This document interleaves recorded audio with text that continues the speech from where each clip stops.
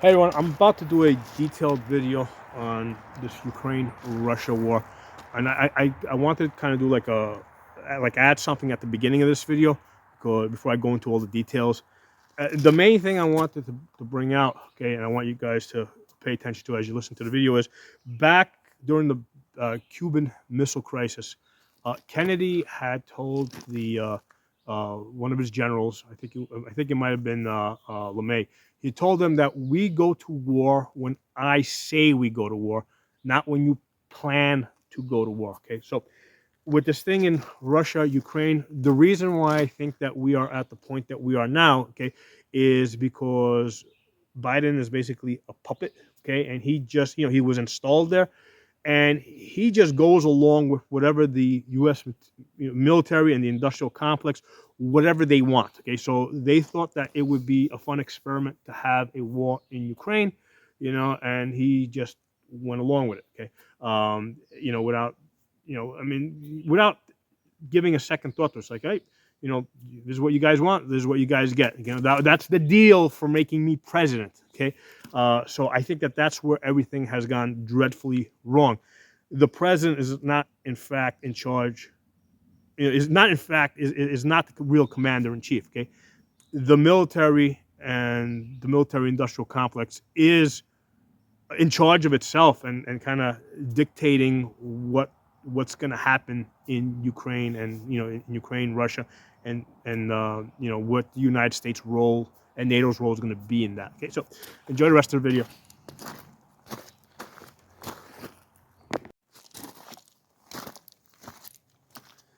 Hello, everyone.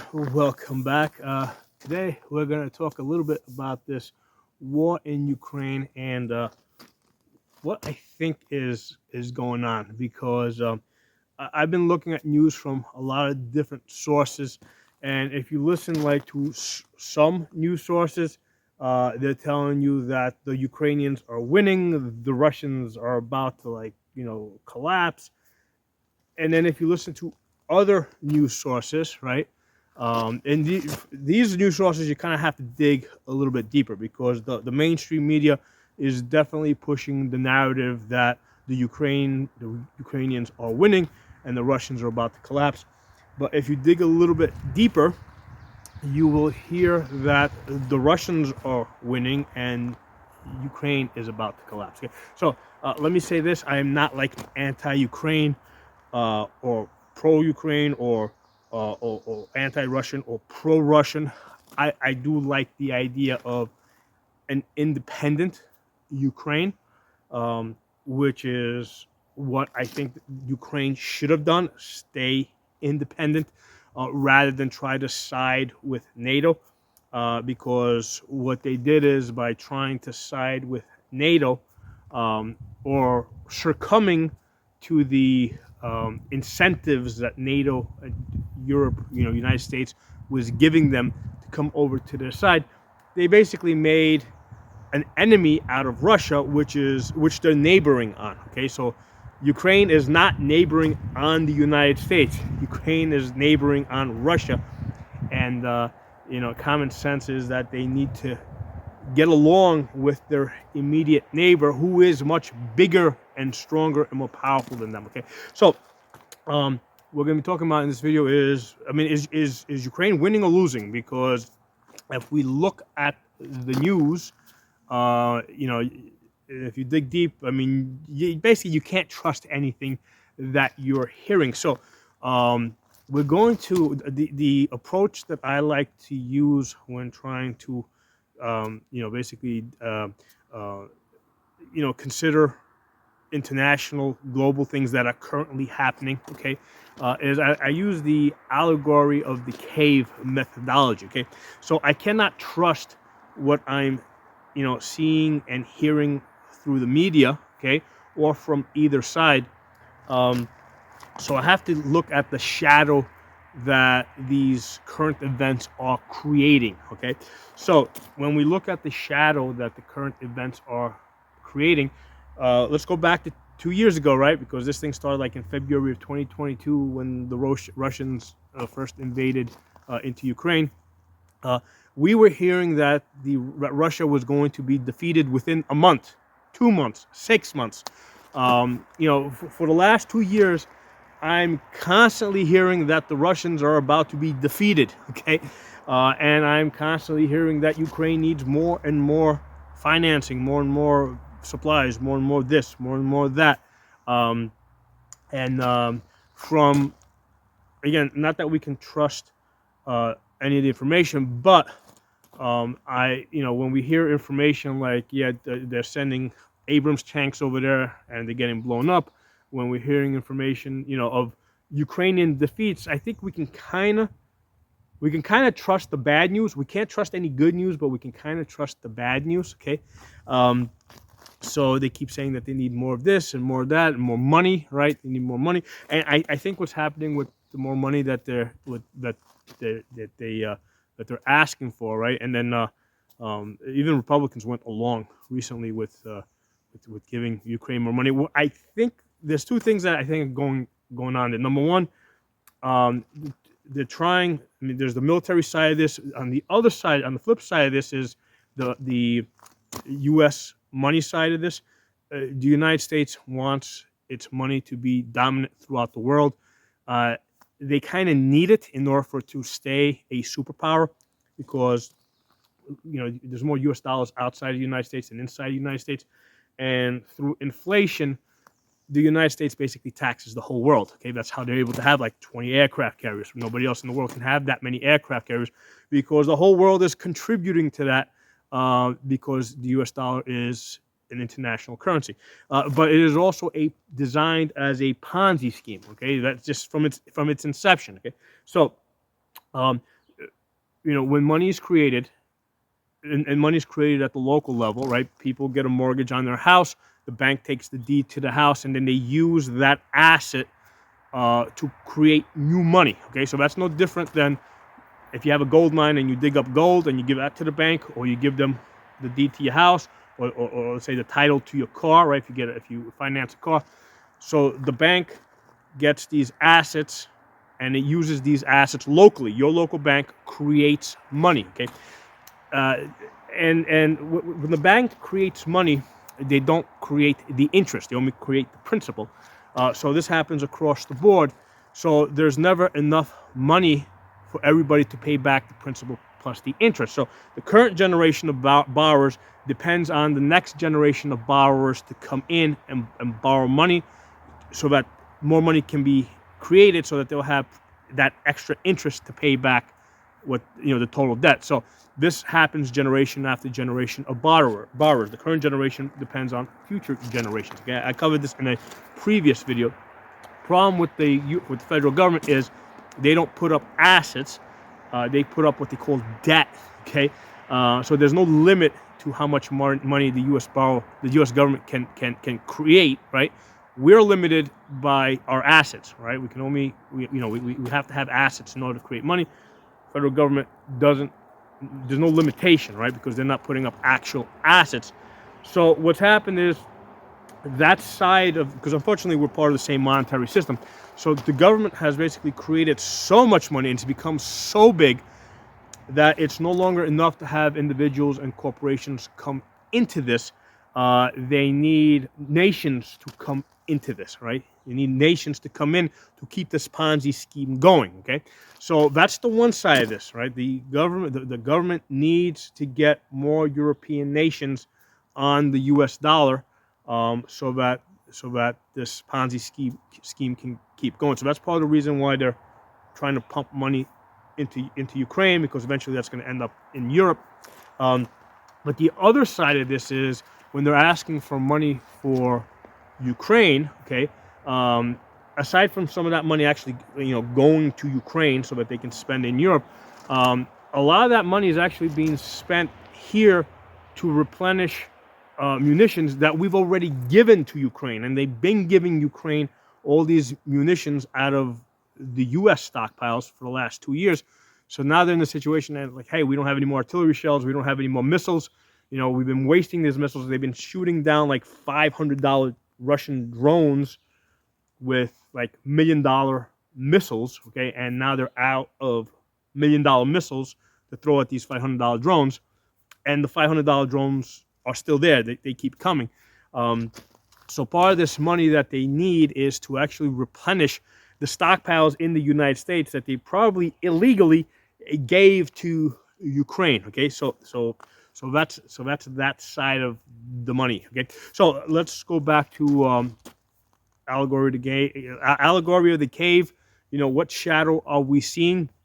We're seeing on one side, we're 2 years in, okay, and the Russians haven't collapsed like they told us that they were going to collapse. Okay, so Russians haven't collapsed, and it's fair to assume that they're not going to collapse.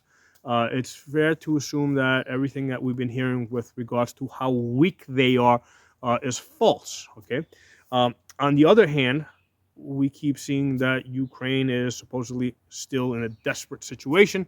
That part we can believe. So it is far more likely that Ukraine is going to collapse rather than Russia is going to collapse. Okay, so this past week we had some European nations, like particularly France, that was getting very nervous with this situation, and they were actually threatening to send French troops into Ukraine. Okay, and then the Russians told them that if you do that, we are actually at war. Okay, and they basically threatened using tactical nukes, and the French backed the fuck down. Okay, they weren't ready to go that deep into it. Okay, so yes, nuclear, nukes are a deterrent.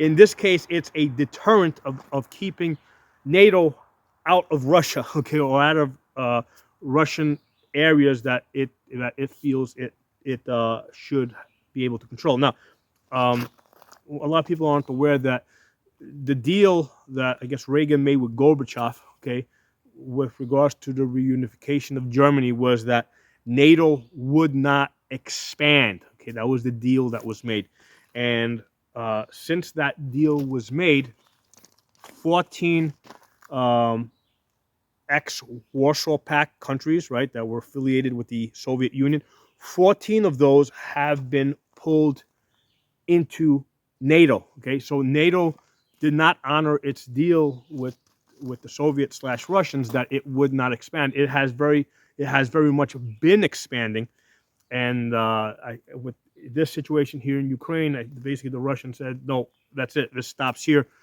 You're not going to continue to expand. You're not going to suck in Ukraine into NATO and put NATO missiles in Ukraine. So for Russia, controlling Ukraine is kind of like the United States basically controlling Cuba, right? Being able to control the waters around Cuba and what goes into Cuba, and just like the United States didn't want missiles going into Cuba, okay, Russia doesn't want missiles going into Ukraine that can be used against it. Okay, so when we look at this again, looking at the big picture here, it definitely looks like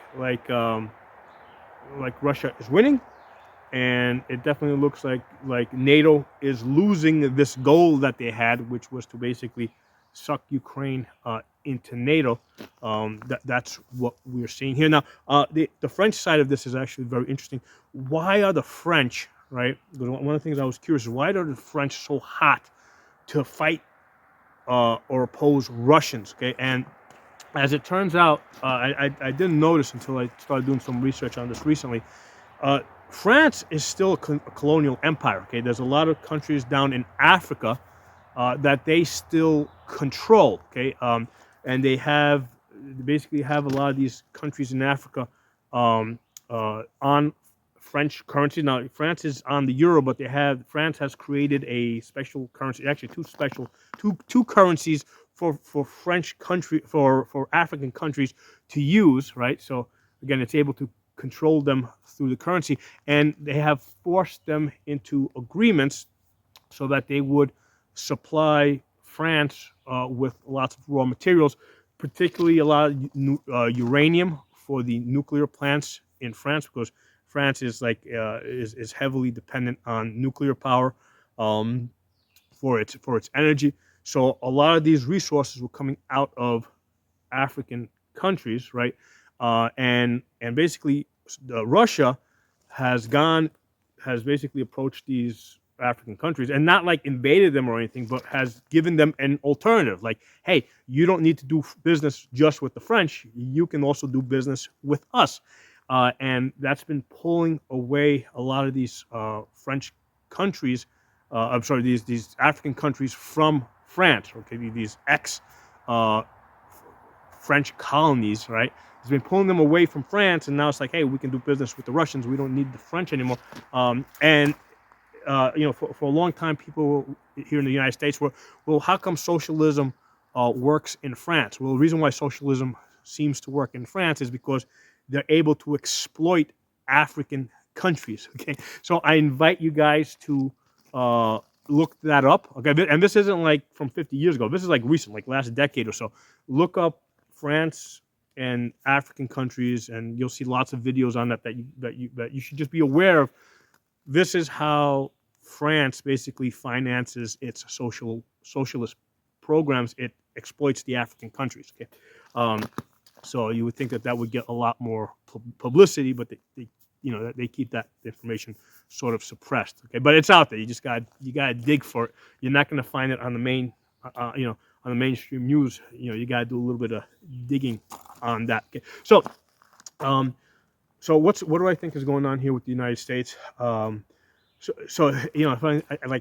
I said this way back, like when the United States pulled out of Afghanistan, I'm like, why on earth were they doing that? Why would the United States, which basically is a war economy, right? This is that's like their main export, war. Okay, why would the United States want to get out of Afghanistan so quickly? The reason is because I think they saw this potential war in Ukraine brewing, and they thought that was going to be a lot more profitable for the war industry, right?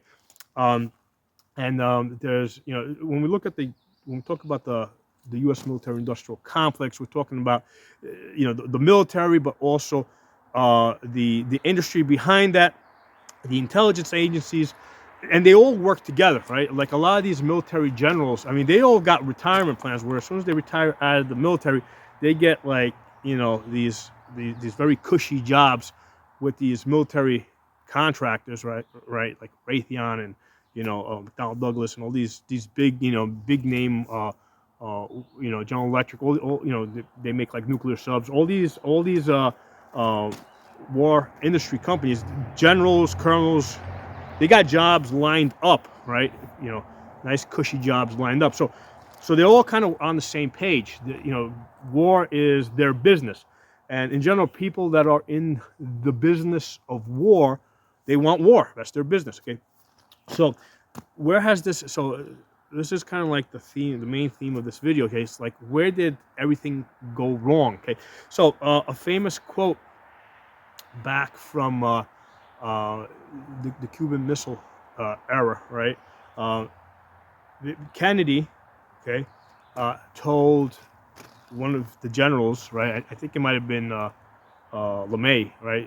He told them that we go to war when I say we go to war, not when you plan to go to war. Okay, so so basically Kennedy had, was letting the military know that he's in charge. Okay, with Biden in office, I think the opposite is true. He's just a figurehead that was basically selected, put in place, and essentially the military-industrial complex, military generals plus industry plus, intelligence agencies, they're the ones that are in charge of the foreign policy almost, okay? So they decided that they thought it would be beneficial to have a war in Ukraine. They probably saw it as a war game, a place to test out new missiles, new weapons, a place to see, to test out the Russians. And I think that they bit off a lot more than, they bit off a lot more than they could chew, okay? They didn't plan for this to get to the level that it got to, okay? And now they just don't know how to get out, because prior to Russia going into Ukraine, right, it seemed like the Russians were willing to talk and negotiate and work out a deal where NATO would stop arming Ukraine right, and stop basically putting, weapons, missiles on its borders, it seemed like they were willing to work out a deal. But at the point that the Russians invaded, lots of people got killed. I don't think that they can go. I don't think that there's a possibility of going back to that point before the invasion, right? Um, so now you got all these people in the U.S. military, U.S. intelligence, and they're trying to save face. It's like, how do they get out without being embarrassed? Because this is going to be career ending. Okay, this is something like maybe not in the current administration, but when the next president comes in, it's gonna, people down the road, people are gonna look back, and people are gonna be like, okay, this thing in Ukraine, how the hell did that ever happen? Whose decisions were those? Whose idea? Who thought that provoking the Ukrainians, right, or provoking this war, right, and baiting the Ukrainians and the Russians into a war? Who thought that this would be a good idea? That somehow this would benefit NATO and the United States? So down the road, people are going to look back at this and they're going to ask those questions, and a lot of people that were involved in that are going to look really bad, and it's going to be, potentially, it's going to be a major stain on their career. So they're looking at this situation and they're like they're probably thinking, okay, they're still thinking like, how can we fix this war? Okay, how can we win this war? For them, it's like pulling back, settling, coming to some deal is not an option. They need to win, something that I don't think is winnable, because again, this is on Russia's border. Okay, and to them, it's like it's kind of like a do or die. It's like I don't think that the Russians. I mean, the Russians will do whatever it takes to defend themselves and defend their borders, and if that means using nukes, they will use nukes. Okay, just like I'm sure the United States, I mean, the reason why they have nukes is because they threaten to use them. If you try to invade the United States, they will use every weapon at their disposal. Like, Russians are taking the same mentality. It's like, if NATO is going to try and weaken Russia and attack Russia, and that's actually what they were threatening, right? Because they were threatening to send missiles into Ukraine to target inside of Russia, and I think that's the point at which the Russians were like, okay, we're going to start doing some tactical nuke drills, okay, and I think that kind of like that kind of scared everyone in NATO, especially in Europe. So anyway, a couple of things for you guys to think about, but this is where I think things have gone dreadfully wrong. They went wrong where basically the military and the military industry basically took complete control and took complete charge of the decision making, instead of the president. Okay, the president basically said, "Hey, you guys do whatever you want to go do. Just I'll be over here. Let me know, when you guys decide what you want to do, and I'll just sign off on it." Okay, so I think that that's where things went dreadfully wrong, and I think that a lot of people, especially on the Democrat side, are like terrified that if Biden loses this election, right? I mean, all that is going to come to the surface, because the next president's going to come in, and he's going to be like, most likely he's going to be like, this thing needs to stop. Okay, let's dig in deep. Let's see how we got here. Who made these bad decisions? Let's get them out. Okay, and let's try to get back to a place where the world isn't threatening itself with nuclear war. Okay, so that's where I think we are. Drop some comments below. Let me know what you guys think. I'll talk to you all soon.